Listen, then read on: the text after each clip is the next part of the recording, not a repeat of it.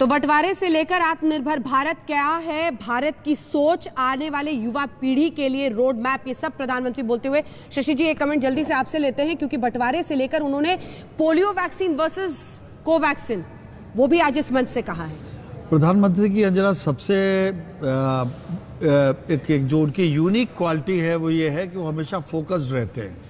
तो उन्होंने इस 88 मिनट में अगर आप देखिए तो उन्होंने समाज के सारे वर्गों को छुआ। उन्होंने ओबीसी की बात की, उन्होंने महिलाओं की बात की, उन्होंने नौजवानों की बात की, उन्होंने रोजगार की बात की, उन्होंने सुरक्षा की बात की, उन्होंने आत्मनिर्भर भारत की बात की, सारी बातें उन्होंने कही।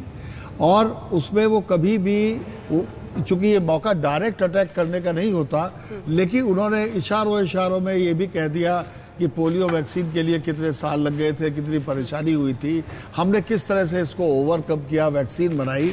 तो उनकी निगाहें, उनके निशाने उनके दिमाग में साफ होते हैं और उसको वो अदा करना जानते हैं। और ये 8वां भाषण उनका था लाल किले की प्राचीर से। मैंने आज एक उनकी, अगर 2014 के भाषण मुझे ठीक से याद है मेरी स्मृतियों में, तो मुझे लगता है वो उस समय 75वें साल की बात करते थे कि जब 75वां साल होगा तो हम यहाँ पहुँचेंगे।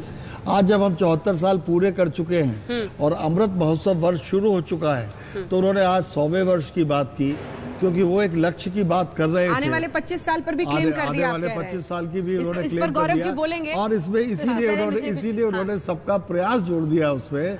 और उनकी जो आखिरी लाइनें थी, जो कविता थी, वो कुछ राही बाजू, जो कैफी आजमी की नज़्म है, तुम बैठो, तुम उठो, तुम उठो, तुम सब उठो, कोई खिड़की इसी दीवार में खुल जाएगी। कुछ उसी अंदाज में उन्होंने दुनिया को बदलने का आह्वान किया। बिल्कुल। अगले 25 साल पर भी क्लेम कर रहे हैं क्या? देखिए, अब हमेशा लक्ष्य होना चाहिए, और एक प्रधानमंत्री जो देश का होता है वो हमेशा आगे का सोचेगा। वो माजी में नहीं हमेशा ले जाएगा, वो मुस्तकबिल में भी ले जाएगा।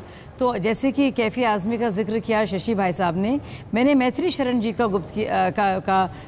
शरण गुप्त जी का जिक्र किया कि भारतीय होकर आप निराशावाद में ना जाएं, आप आगे बढ़ें।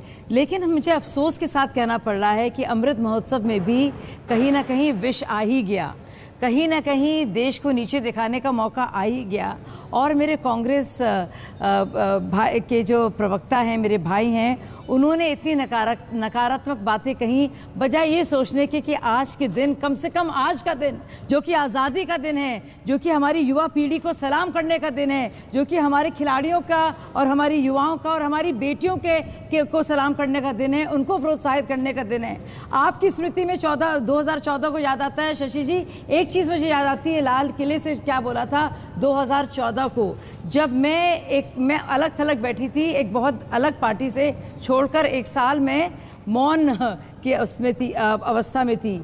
उन्होंने लाल किले से बोला था 2014 में बेटियों के लिए, उन्होंने बेटियों के लिए बोला था कि बेटियों की कोई फिक्र नहीं करता, बेटों की सब बात करते हैं, बेटों से नहीं पूछा जाता। तो एक कंटिन्यूटी है बेटियों के लिए, नारी सम्मान के लिए, नारी उत्थान के लिए। नहीं, और भी बात कहना चाहती हूँ मैं, नहीं, छोटी सी बात जल्दी। बंटवारे की जो बात हुई है, देखिए आज तक हमारे देश में आप देखिए, यहूदी भाई जो हमारे जूइश भाई हैं, होलोकॉस्ट म्यूजियम बने हैं। आज तक ट्रूथ एंड रिकंसिलिएशन को लेकर आज तक हम लोग ने तस्दीक नहीं किया इस बात का। ठीक है, चलेंगे। तो अपने आप पे बहुत बड़ी उपलब्धि है। ठीक है, यहीं से चर्चा लिए चलेंगे।